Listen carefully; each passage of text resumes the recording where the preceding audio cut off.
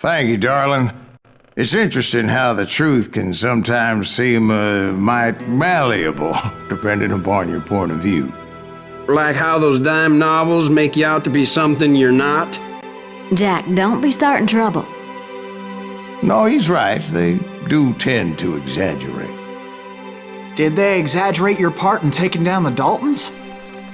Well, I was there in the flesh, boy, so I saw what happened firsthand.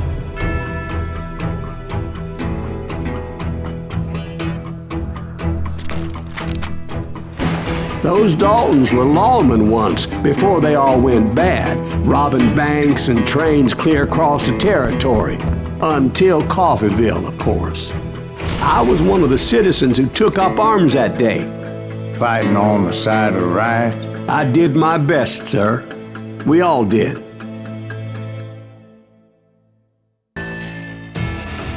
It was early morning. One of my friends was a local gunsmith, and he handed out firearms to anybody who'd take one. You see, the Daltons got it in their heads to rob 2 banks at the same time. 2 banks on the same damn street. He can't stand against the Daltons. Story was Bob Dalton's girl was always writing him about how he had no ambition. Oh, you're nobody next to Jesse James, she'd say. Finally, the bastard took his brothers to Coffeeville just to shut her up. Right.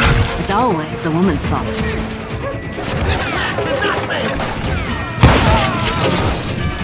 Well, the locals recognized the Daltons right off. Before they could get away, half the town took up arms to defend their property. Their first mistake was pulling a job in their own damn hometown. Hey, we got us a hero. Put some holes in him!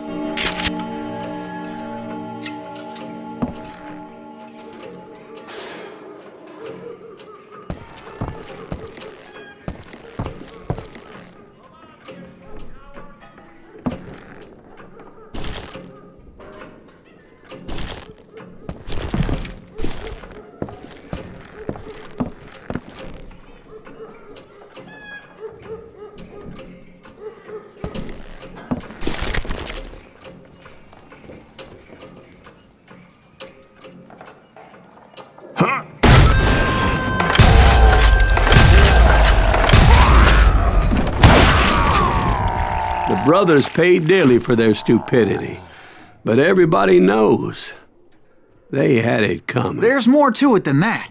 I read all about that day, so I know for a fact that it went down very differently. First of all, it was high noon. A posse of U.S. deputy marshals were on the rooftop across the street. Get ready, boys. They're gonna make a move. The lawmen had been tracking the Daltons for months, and now they finally had them dead to rights. Among them was a bounty hunter feared by many a lawbreaker. The marshals tried to get the Daltons to surrender. They'll give up eventually. We just gotta wait for some of the bitches out. This bounty hunter knew that the brothers were far too proud to ever lay down their guns.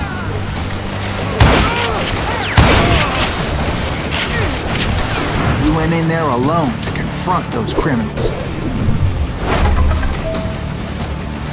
One of the marshals shouted, "Where are you going? Are you crazy?" Hey, where do you think you're going, dumbass? That rifle's mine. But he paid him no mind.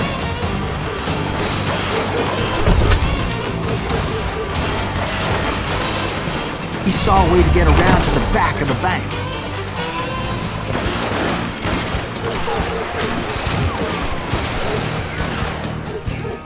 Then he figured out how to hit the Daltons from a direction they weren't expecting.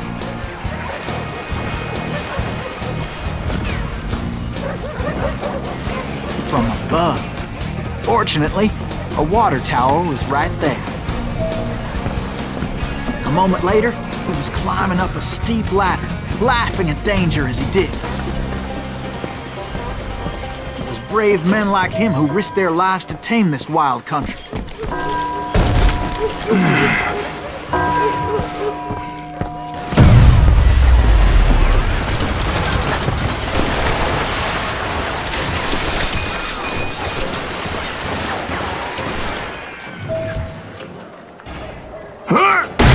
company.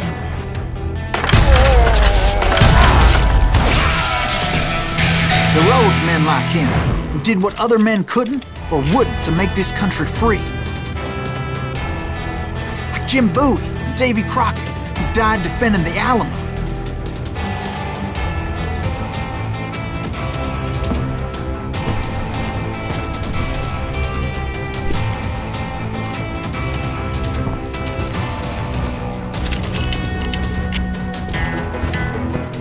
Is that Sайлас Гривз? Son of a bitch!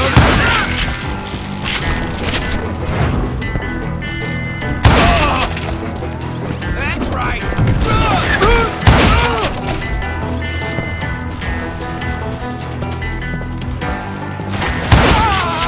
Did that asshole just kill Red?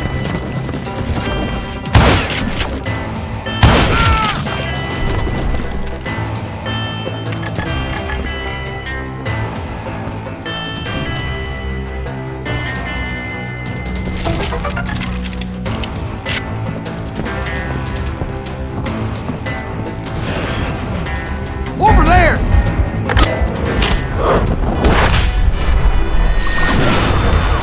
What the heck just happened?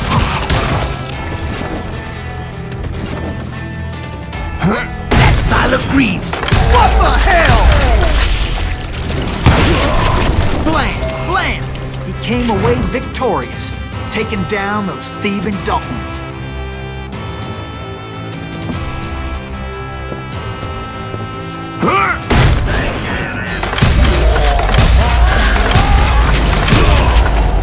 His name was Sайлас Gривз, and when the dust finally settled, he was the last man standing. Sorry, kid, but that just wasn't the way it happened.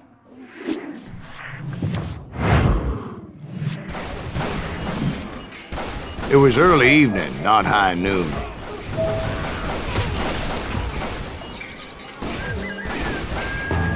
I was late to the party and Coffeyville was already up in arms.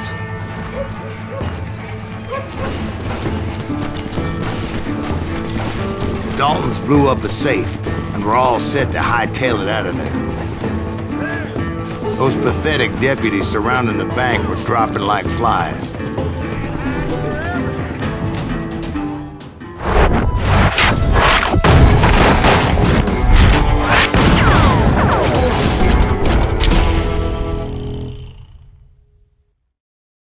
I had been tracking those jokers for months, waiting for them to do something reckless.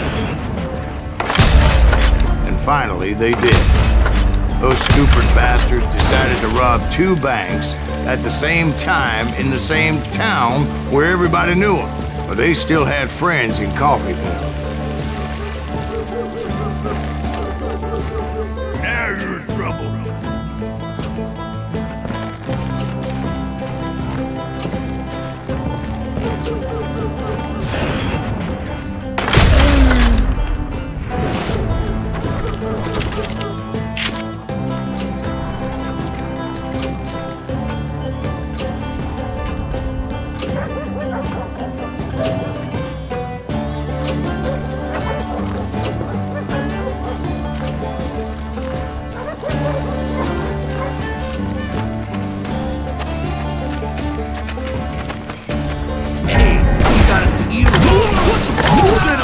Those friends came after me like a pack of wild dogs, tooth and nail.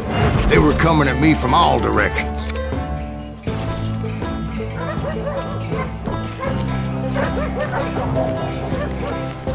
I caught sight of the Daltons running with the money and didn't want to lose them. Problem was, they knew the town better than I did. And to top it off, I found myself in the middle of another shootout entirely. Did the Daltons hole up in somebody's house? No, it was the Smiths, I believe. They were cousins of the Daltons, and they were shooting at the Browns, who were shooting at the Daltons, which wasn't any surprise, because those 2 families have been feuding forever. And since the Joneses are related to the Browns, they shot at the Smiths, pissing off the Heimhoffers, whose daughter recently married a Smith. Well, bullets were flying every which way as all the old feuds in Kansas caught fire all at once. There was a hell of a lot of pissed off people in Coffeyville that day.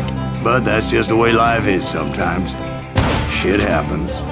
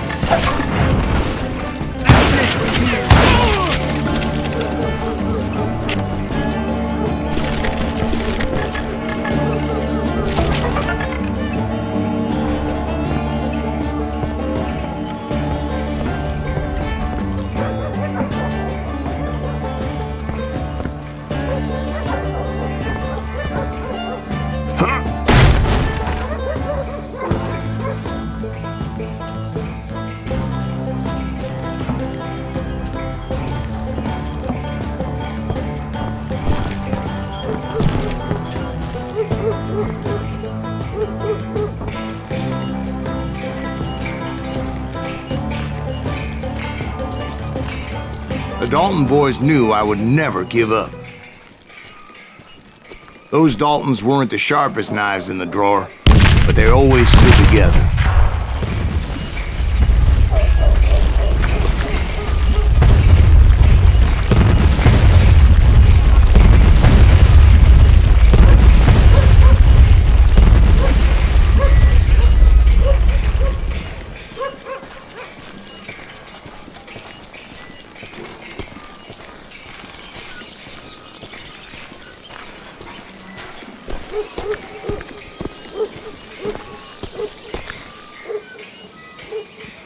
It was Emmett, the youngest, and he decided to stand his ground and face me down.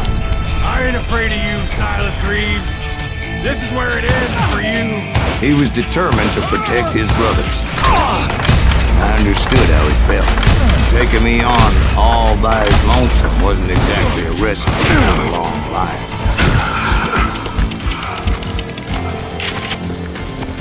I'm gonna tear you apart.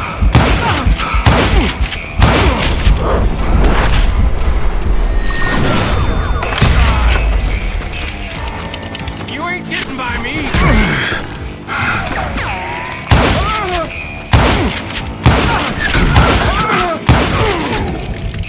But Emmett Dalton survived the robbery in Coffeyville. He's the only Dalton who did.